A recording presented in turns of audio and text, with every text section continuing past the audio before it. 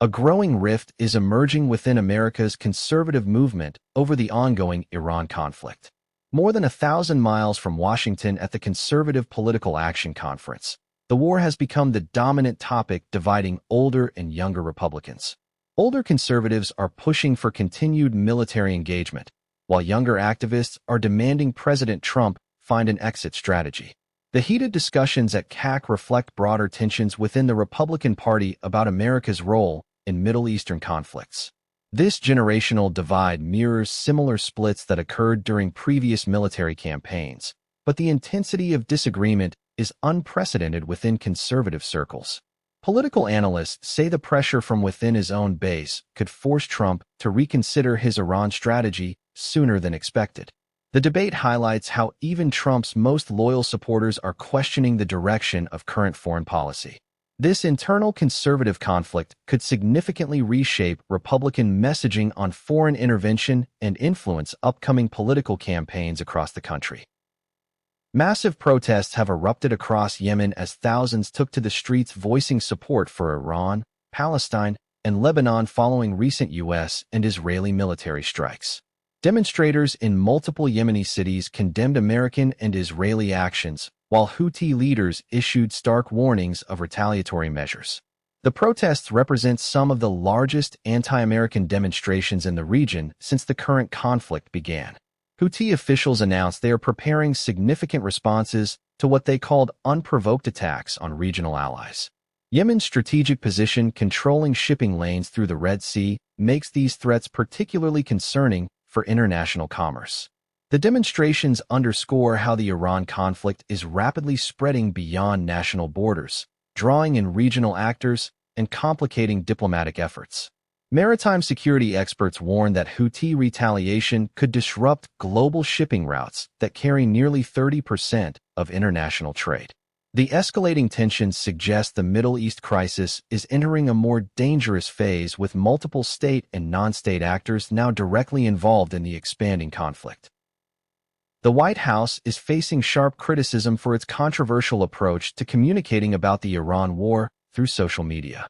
According to a new analysis, official administration videos are blending real footage of missile strikes and battlefield destruction with clips from video games, sports highlights, and Hollywood action movies. This so-called gamification of war updates has drawn condemnation from media experts and veterans groups who argue it trivializes the human cost of military conflict. The administration's social media strategy appears designed to appeal to younger audiences through familiar entertainment formats.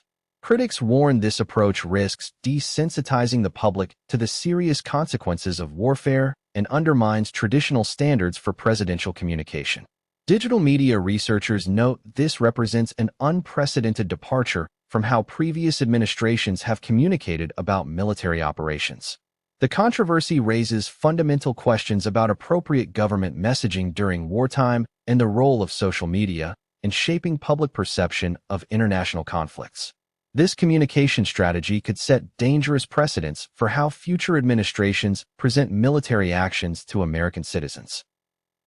Explosive new emails reveal that Agent Ramsey El-Khoury actively solicited Jeffrey Epstein to engage in sexual encounters with young women over nearly a decade. The correspondence shows El-Khoury introduced the disgraced financier to women as young as 18 through an extensive network spanning multiple years. These previously unreported communications provide the clearest picture yet of how Epstein's operation functioned with assistance from entertainment industry figures. The emails detail specific arrangements and conversations that federal investigators are now examining as part of ongoing prosecutions.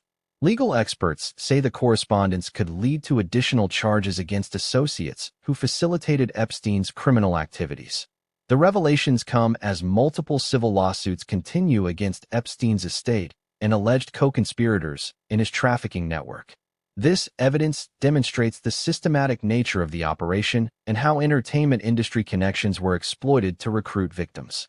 Prosecutors indicate more charges and defendants may emerge as investigators continue analyzing thousands of documents seized from Epstein's properties and digital communications. Health authorities are launching an urgent review of Parkinson's drug warnings after discovering patients have been misled about potentially devastating impulsive side effects. The BBC investigation identified critical errors in patient information leaflets for dopamine agonist medications that failed to adequately warn about compulsive gambling, shopping, and sexual behaviors. These drugs are prescribed to hundreds of thousands of Parkinson's patients worldwide to manage their symptoms. The investigation found that pharmaceutical companies and regulators knew about these severe side effects, but patient warnings remained insufficient or unclear. Many patients and families report financial ruin and relationship destruction caused by medication-induced compulsive behaviors they were never properly warned about.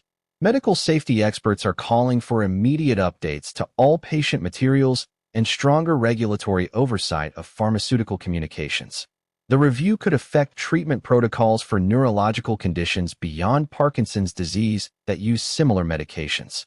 This crisis highlights broader concerns about pharmaceutical transparency and the adequacy of current drug safety communication standards that protect millions of patients taking prescription medications daily.